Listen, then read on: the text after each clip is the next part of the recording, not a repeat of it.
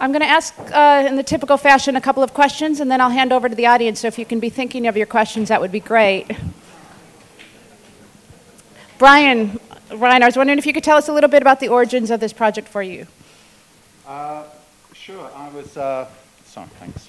I was at home one morning, and my wife said to me, "Oh, this is an interesting story that she just read about in the paper," and we just started looking into it, and then it seemed, that we could get hold of him and we could talk to him, and I wrote to him, and I spoke to Jenny, who had researched the original book that Hannes Rastum wrote, and Jenny facilitated a visit, so I went to Sata while he was still locked up, and so I went to see him with Jenny and said, "We'd like to make a film about you," and he said, "Fine.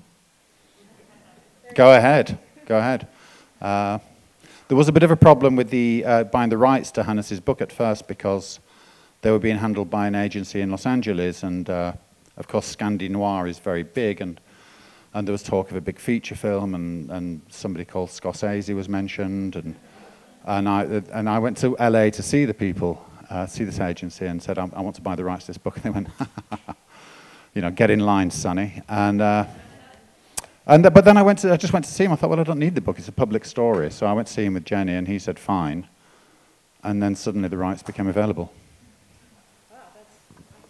That's a shorter account than some, but that's great. Jenny, I was wondering if you could tell a little bit about what it's like to have your professional career so dominated by a single story such as this, and then culminating in this film, or maybe not culminating.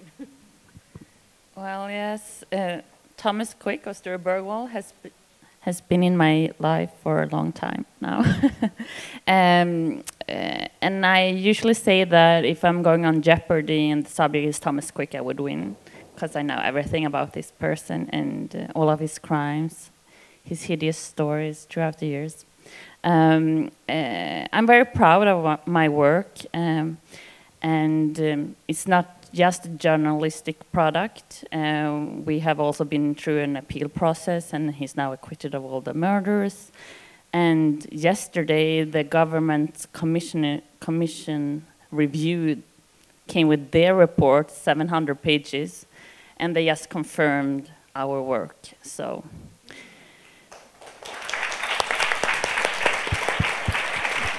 Well, that sort of answers my next question for an update of him. I was wondering, Brian, could you tell us a little bit about the visual approach to it and the use? There's obviously quite a lot of drama in it and dramatized archive, and I just would like to hear a little bit from you about it, and then I will open up.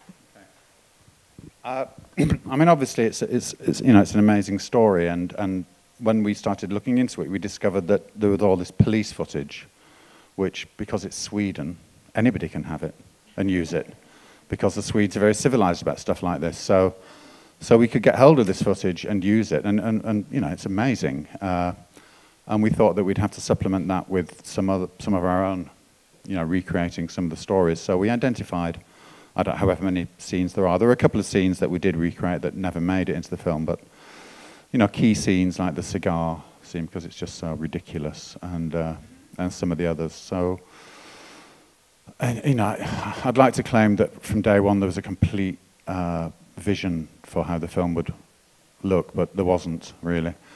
We knew we had him. We knew we had great interviews. We knew we had Jenny, and we knew we had the police archive and all the other archive and the stuff we'd recreate, and then we just put it all together in a way that hopefully works. Yeah, it definitely works, and you also had an actor that looks amazingly like him, I think. It's like really shocking. Question here. And we have a roving mic. I think they want to capture the question, so we'll go here and then we'll go right to the back. Fabulous film, Brian. Thank you. A couple of questions. I'm kind of curious about the darker side of him that was beyond the acquittals, because he clearly stabbed a guy 12 times, which would be an attempt murder, and he was that seemed to be a part of the process that he was never challenged for that. It was just he was never convicted. And I'm sort of curious about that incident and the rest of.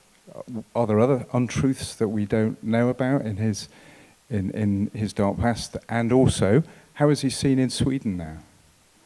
Well, if I may, I'll start off answering this, and I'll hand over to Jenny. Yeah, he did a lot of bad things, but people change, and the crimes that he committed, the groping of the boys, and then the stabbing of the man. Yeah, they're terrible, terrible things that he did, but he did change. I think. As regards to whether there are untruths in his life that we don't know about, I have no idea. I don't know. Possibly, but I don't think he killed anyone. And as to how he's seen in Sweden, I'll let Jenny answer that. Well, as Brian said, we are a very open country in Sweden. So today Sture Bergwall is freed, and he lives by himself in a small apartment in the northern part of Sweden. And he rides trains, and he goes in the public, and people recognize him, but they never harass him, anything like that. There are no paparazzis outside his place. He's still a public figure, and he will always be. And surprisingly, he's writing his own book now. The commission yesterday said that it's been 17 books on the Thomas Quick case, and Sture Bergwall have been written 3 of them when his book is coming out. So this has been a subject in the Swedish history for a long time. So I think that all of them, most Swedes today agree that this was a gross miscarriage of justice. Except Johan Lamberts.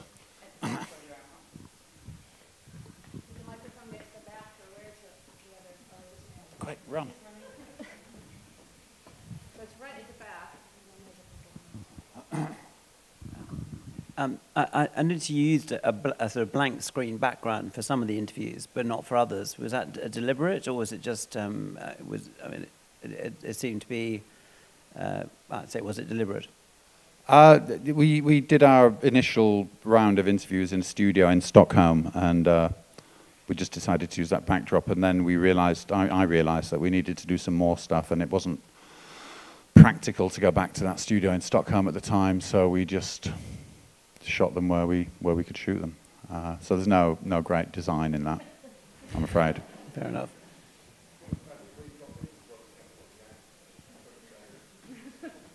Oh, didn't notice that. back here in the blue. Let's keep ordering. Did somebody say what was the budget? Yeah. Head of productions here. Maybe she should answer. It was. I think it was close to £1 million. About 850,000. One of the most absorbing parts of the film was obviously the validation that he got from the interest of therapists. And I just wondered, did you worry about the interest that you were giving him as a filmmaker? Were you concerned that he would over-dramatize, or that you'd replicate that relationship in the film?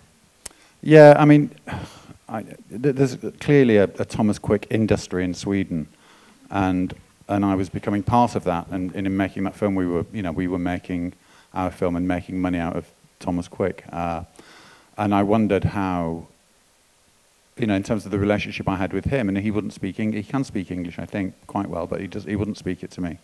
So it's difficult to pick up on nuances and to really get to know him as well as I would have liked to have done.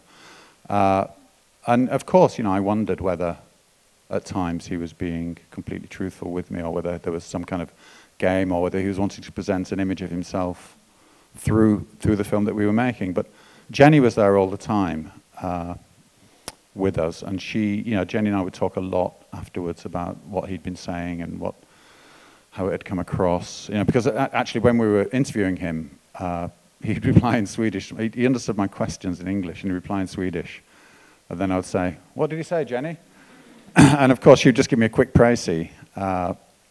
And we had to wait till afterwards to get the real, full, story of what he'd been saying. So yeah, it was a worry. But I think that's the same in any documentary. Whoever it is, people always want to present a certain image of themselves, and you just have to live with that idea.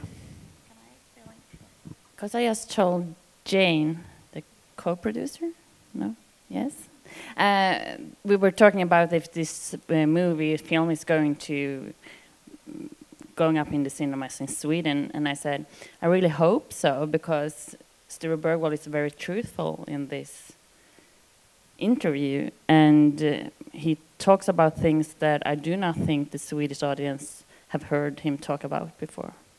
So. Okay.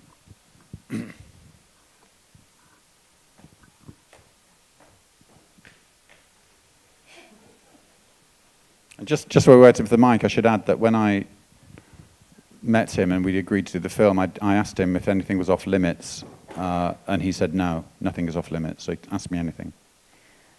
Great film. I almost walked out halfway through, and I'm glad I didn't now. I'm glad you didn't as well. I was just wondering if there's been any repercussions for the psychiatrists who kind of led him up the garden path. Well, again, I'll pass over to Jenny, but I don't think so. I think they're all still working, but Jenny would know more. Yes, they are all still working, and there is still a small group of people, the people responsible for this story, that still believes the Sture Bergwall committed all of these crimes. And we saw two of them in the movie, the Supreme Court judge, Göran Lamberts, and crime reporter Gubbjörn Stigson.